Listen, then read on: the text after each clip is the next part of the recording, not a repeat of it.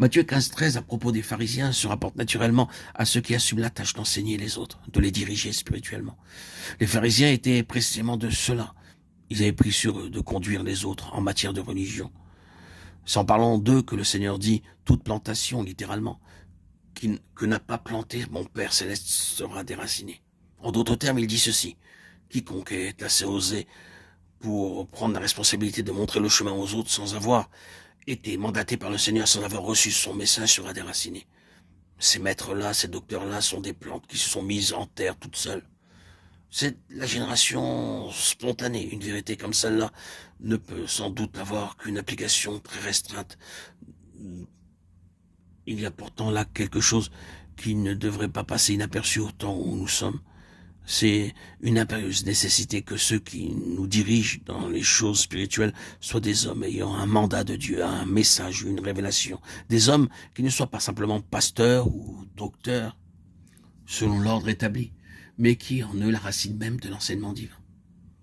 Tout cela, il faut le dire, à cause de la fin qui s'approche. Je crois que nous avançons à grands pas vers cette période critique où tout, de par la volonté souveraine de Dieu, va être passé au crible d'une épreuve, d'un test sans précédent.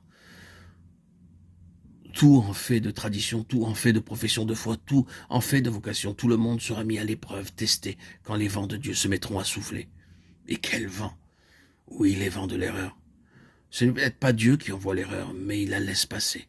Faux docteurs, fausses doctrines, épreuves douloureuses, intenses, serrées. Expérience profonde, déconcertante peut-être, qui laboure l'être entier.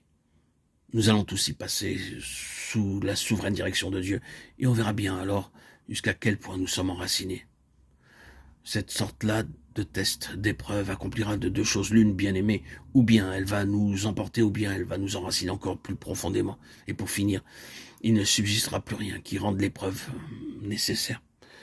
Dieu fasse de nous des hommes et des femmes qui poussent encore des racines par-dessous et portent du fruit par-dessus.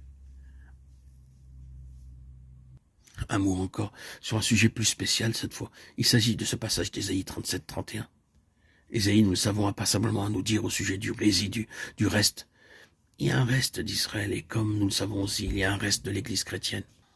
Ce résidu du christianisme, nous le trouvons dans les 3 premiers chapitres de l'Apocalypse. Il est représenté par la parole souvent répétée à celui qui vaincra. C'est cela, ce reste.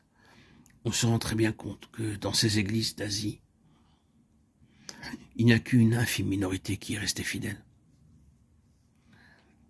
La majorité de l'Église a perdu sa vision et s'est égarée, et les vainqueurs ne forment plus qu'un résidu.